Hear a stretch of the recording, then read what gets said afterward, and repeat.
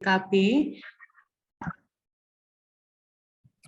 Kemudian yang kedua yakni daerah klasik, yakni daerah yang memperbolehkan partikel klasik berada di dalamnya.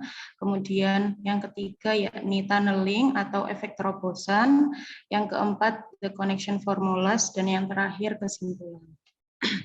Masuk pada topik yang pertama terkait pendahuluan pendekatan WKB, di mana pendekatan ini dicetuskan oleh 3 orang fisikawan yang berasal dari Jerman, Dutch, Belanda, dan Prancis, yakni masing-masing Gregor Wenzel, kemudian Hendrik Reimers, dan Leon Brillouin. Sehingga pendekatan ini disingkat sebagai metode WKB, diambil dari nama belakang pencetusnya, yakni Wenzel, Reimers, dan Brillouin. Ini merupakan suatu pendekatan untuk mendapatkan koefisien transmisi gelombang ketika melewati potensial penghalang.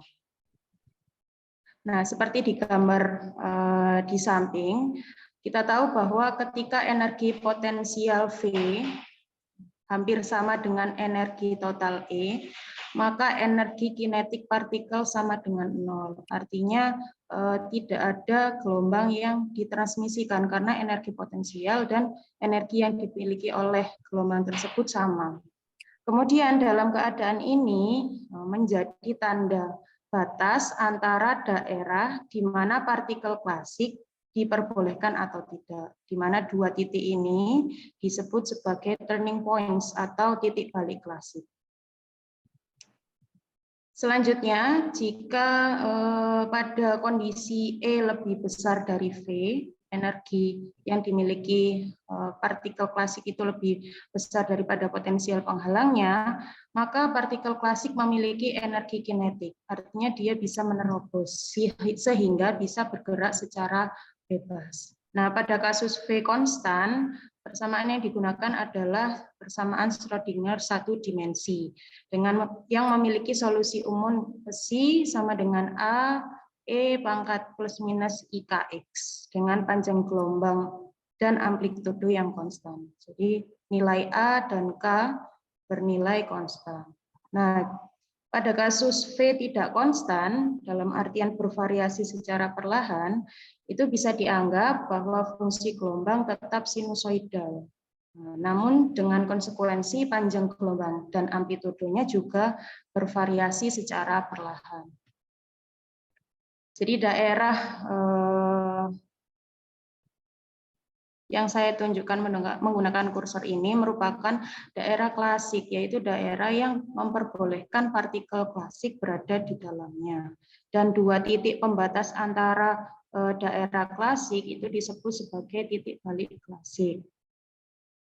Selanjutnya, pada kasus E kurang dari V, maka yang digunakan adalah solusi persamaan Schrödinger dengan bentuk E plus minus KX. Kita tahu bahwa dalam persamaan tersebut tidak ada faktor I, sehingga kita bisa menyimpulkan bahwa bentuk solusinya bersifat real, bukan imajiner. Nah, pada daerah ini partikel klasik tidak diperbolehkan hadir. Namun partikel kuantum yang diperbolehkan melalui efek terobosan atau tunneling.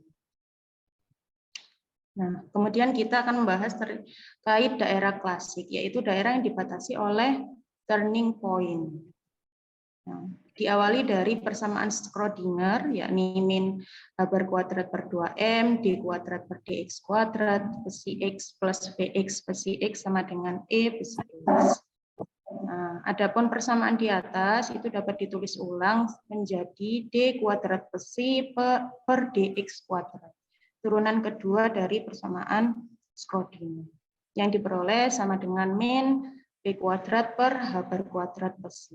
Di mana kita tahu bahwa P atau momentumnya, momentum partikel itu bisa diperoleh dari akar 2M E min VE, di mana kita tahu bahwa nilai E energinya itu lebih besar daripada potensial penghalang. Nah, rumus ini adalah rumus yang digunakan pada daerah klasik untuk momentum partikel dengan energi total E dan potensial Vx, dengan asumsi bahwa nilai E lebih besar dari Vx, sehingga nilai P-nya adalah real. Daerah tersebut disebut sebagai daerah klasik, di mana partikel klasik diperbolehkan. Kemudian, solusi umumnya bisa dituliskan kembali, besi X sama dengan A, X, E, I pangkat besi X. Kemudian diturunkan terhadap X, karena dia berubah terhadap X. D besi per dx diperoleh A aksen plus I, A besi aksen, E pangkat I besi. Seperti yang digambar awal tadi, bahwa secara klasik partikel terbatas pada daerah E lebih besar atau sama dengan Vx, atau classical region. Kemudian turunan keduanya dari persamaan Schrödinger di atas, D kuadrat besi per dx kuadrat sama dengan A double aksen plus 2I A aksen besi aksen plus IA besi double aksen min A besi aksen kuadrat. Kemudian dengan mensubstitusikan persamaan 8.1 diperoleh persamaan 8.5, yaitu A double aksen plus 2I A aksen besi aksen plus I A besi double aksen min A besi aksen kuadrat itu sama dengan min P kuadrat per H bar kuadrat A.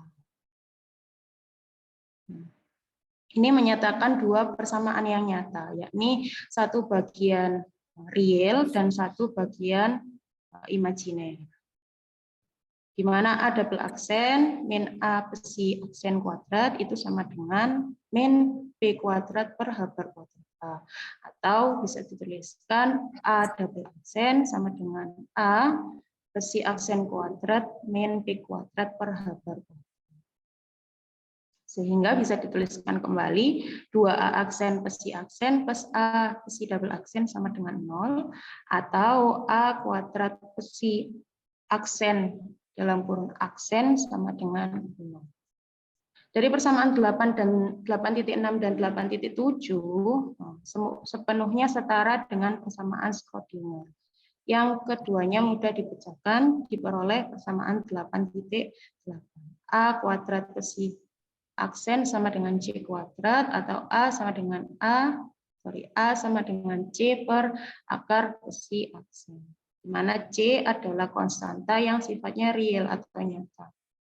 Yang pertama, persamaan 8.6 itu tidak dapat diselesaikan secara umum. Jadi diasumsikan bahwa amplitudonya bervariasi perlahan, sehingga suku A double aksen dapat diabaikan. Atau lebih tepatnya, kita bisa mengasumsikan bahwa A double aksen per A itu lebih kecil daripada besi aksen kuadrat dan P kuadrat per H. Sehingga kita bisa menghilangkan ruas kiri pada persamaan 8.6. Atau bisa dituliskan kembali menjadi besi aksen kuadrat sama dengan P kuadrat per H per kuadrat, atau D besi per dx sama dengan plus minus P per H. Nah, karena konsekuensi penghilangan ruas kiri, maka dituliskan kembali besi X sama dengan plus minus 1 per H bar integral Px dx. Dituliskan sebagai integral tak tentu. Untuk saat ini konstanta integrasi apapun yang diserap ke dalam C yang dengan demikian menjadi bilangan kompleks. Maka bisa dituliskan besi X mendekati C per akar Px E plus minus 1 per H bar integral Px dx. Sehingga solusi umum sebagai perkiraan akan menjadi kombinasi linier dari dua bagian, yakni bagian real dan imajiner.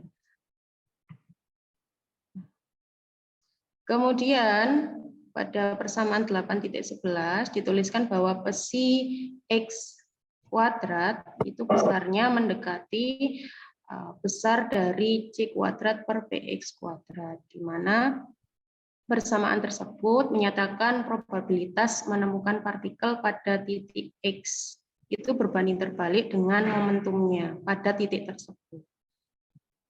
Inilah yang kita harapkan. Jadi partikel tersebut tidak menghabiskan waktu lama di tempat di mana ia bergerak dengan cepat, sehingga kemungkinan ditemukannya kecil. Bahkan untuk daerah ini, pendekatan WKB terkadang